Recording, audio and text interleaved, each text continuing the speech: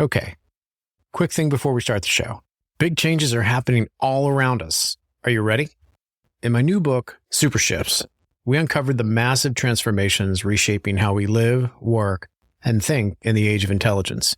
From AI to the future of work, this book is your guide to navigating what's next. Get your copy of Super Shifts today, available wherever books are sold, because the future isn't coming. It's already here. Okay, let's start the show. Welcome to the Think Forward podcast, where we speak with futurists, innovators, and big thinkers. Come along with your host, Steve Fisher, and explore the future together. Welcome back to Foundations in Foresight, a Think Forward series. I'm Steve Fisher, and today we're talking about something that's at the heart of futures thinking. What actually drives change? We spend so much time trying to figure out what's next. The next big disruption, the next shift in business, the next major societal transformation. But if you really want to understand the future, you have to go deeper. You have to stop looking at surface level trends and start asking, what's causing them? Because here's the truth. Change doesn't come out of nowhere. It might feel like some shifts happen overnight, but in reality, they've usually been building up for years, sometimes decades. If you can learn to spot the deeper forces driving change, you'll be able to anticipate shifts before they become obvious.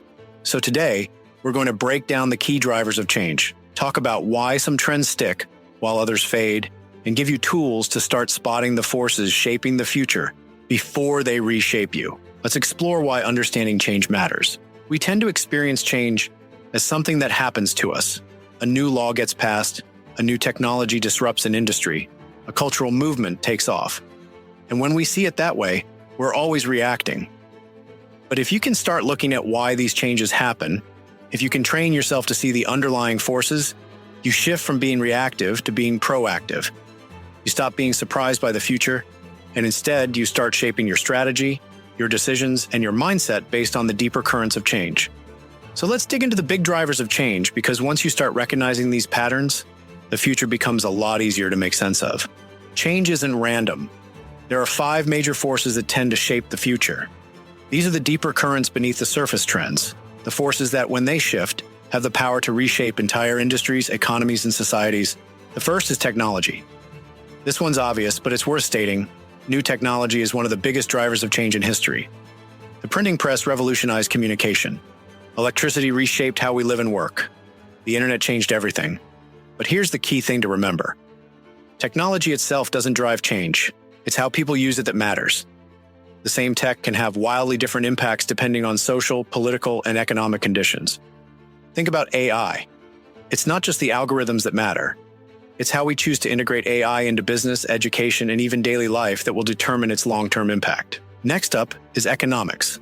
Because at the end of the day, money drives behavior. If something becomes cheaper, it spreads. If something becomes more profitable, businesses prioritize it. If an economic system starts failing, people demand change. For example, look at renewable energy. Solar and wind power weren't taken seriously for years, not because they weren't promising, but because they weren't economically viable. Now that costs have dropped dramatically, suddenly everyone's paying attention. The same thing is happening with AI. The moment it became accessible and affordable, it started transforming industries overnight. The third big driver? Demographics and social change. This is a massive one, and it's often ignored. But if you want to understand the future, you have to look at who is shaping it.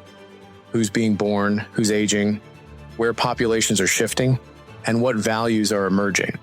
Right now, we're seeing major demographic shifts that are going to shape the next 50 years. The global population is aging, especially in places like Japan, Europe, and China. That's going to change everything, from healthcare to workforce structures to economic growth.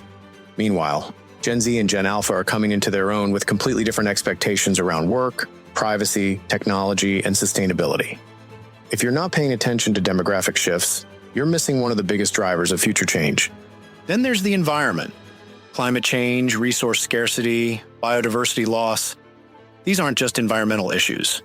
They're economic, political, and social issues that will reshape markets, industries, and even migration patterns. Think about how industries are already being disrupted. Insurance companies adjusting risk models due to extreme weather, companies being forced to rethink supply chains due to water shortages, and even investors prioritizing sustainability because they know environmental risks are now financial risks. And finally, we have politics and governance, laws, regulations, trade policies, global conflicts. These can accelerate or slow down technological adoption, shape markets, and determine who has access to what. For example, when GDPR was introduced in Europe, it completely changed how companies around the world handle user data. When the US passed the CHIPS Act to encourage domestic semiconductor manufacturing, it reshaped the global tech supply chain. Political decisions might seem reactive in the short term, but in the long run, they are a massive force shaping what's possible. Now that we know the big forces driving change, how do we actually use this knowledge to think ahead? One of the best techniques is trend layering. Instead of looking at just one trend, look at how multiple forces are interacting. For example, let's take remote work. If you only looked at technology, you might say, remote work is here to stay because we have the tools. But if you layer in economic pressures, you see that some companies are pushing employees back into offices because they're struggling with productivity and real estate costs. If you add in demographic trends, you notice that Gen Z is actually craving more in-person collaboration because they feel disconnected. If you consider politics, some governments are debating laws about hybrid work. When you layer these forces together, you don't just see the trend, you see its tensions, its possible directions, and where the unexpected might emerge. Another powerful technique? Backcasting. Instead of trying to guess what's next, pick a future scenario. Say, the world in 2035, where electric vehicles are the norm, and work backward. What economic, technological, and policy shifts would have needed to happen to get us there? This helps you identify which changes to watch for today. And finally, one of the simplest but most important things you can do? Track early signals. Change doesn't happen overnight. The weak signals we talked about in episode 11, they're often the first clues of deeper forces shifting. If you start paying attention to those small signals today, you'll be ahead of the curve when bigger shifts happen. Change isn't random. It's driven by deeper forces. Technology, economics, social shifts, the environment, and politics all shape what's possible and what's coming next. If you can train yourself to look beyond surface-level trends and start spotting these underlying forces, you'll be better prepared to anticipate the future rather than just reacting to it. So here's your challenge for the week. Pick a trend that's happening right now, something obvious. Then ask yourself, what's driving it? Is it economics, demographics, politics? See if you can trace it back to the deeper forces behind it. Because once you start thinking this way, the future stops feeling so unpredictable. That's it for today's episode of Think Forward's Foundations in Foresight. If you're enjoying the series, go back and check out previous episodes where we lay the groundwork for better futures thinking. And stick around because next time we're going to talk about how to explore multiple possible futures, why there's never just one path forward, and how thinking in possibilities gives you an edge.